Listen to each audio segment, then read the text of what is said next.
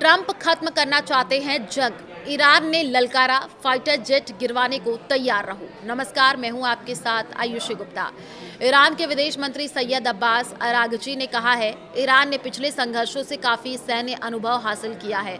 उन्होंने चेतावनी देते हुए कहा कि अगर दोबारा युद्ध हुआ तो दुनिया को कोई नए और चौंकाने वाले जवाब देखने को मिल सकते हैं।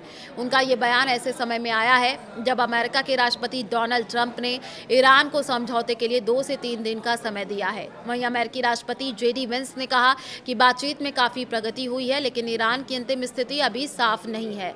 डोनाल्ड ट्रंप की आपको बता दें कि हाँ ना का कंफ्यूजन है। अमेरिका के राष्ट्रपति डोनाल्ड ट्रंप ने कहा है कि अमेरिका ईरान के साथ तनाव को जल्द खत्म करने की दिशा में तेजी से काम कर रहा है। उन्होंने दोहराया कि ईरान को परमाणु हथियार बनाने की अनुमति नहीं दी जाएगी। व्हाइट हाउस में सांसदों को संबोधित करते हुए ट्रंप ने कहा कि हम इस युद्ध को बहुत जल्दी खत्म कर देंगे। उन्होंने कहा कि ईरान समझौता करना चाहता है क्योंकि वो इस तनाव से थक चुका है। ट्रंप ने कहा कि ईरान के दिमाग में परमाणु हथियार है, लेकिन हम उन्हें परमाणु हथियार हासिल नहीं करने देंगे। उन्होंने दावा किया कि अमेरिका ने अभी तक बहुत अच्छा काम किया है। उम्मीद जताई कि मामला जल्द और शांतिपूर्ण तरीके से सुलझ जाएगा। इजराइल लेबनान के बीच बढ़ा है तनाव। इस बीच इजराइल और लेबनान के बीच भी तनाव बढ़ गया है। इजरायली सेना ने दक्षिणी लेबनान के नबातिये इलाके में हवाई हमला किया, जिसमें 9 लोगों की मौत हो गई। 2 मार्च से अभी तक इजरायली हमलों में मरने वालों की संख्या 3042 पहुंच चुकी है। गाजा को सहायता पहुंचाने जा रही ग्लोबल सुमूद फ्लोटिला के एक और जहाज को भी इजरायली बलों ने रोक लिया है।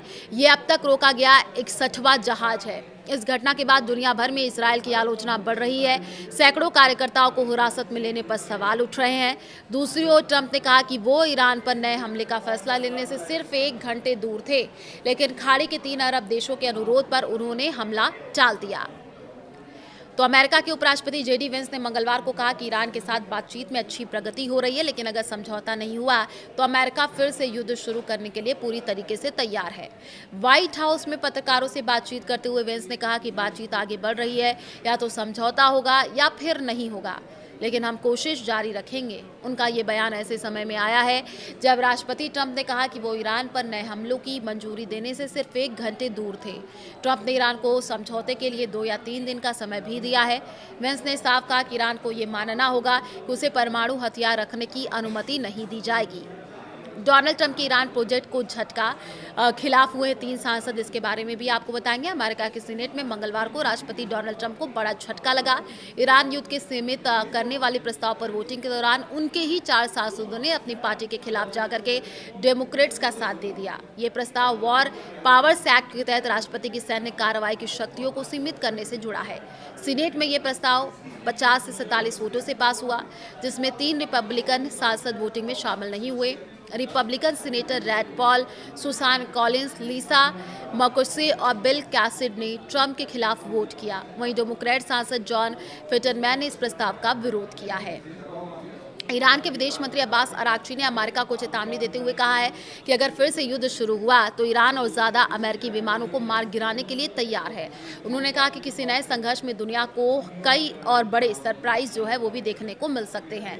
अरागची का ये बयान ऐसे समय में आया है जब अमेरिकी राष्ट्रपति ने ईरान को शांति समझौते के लिए 2 से 3 दिन का समय दिया है।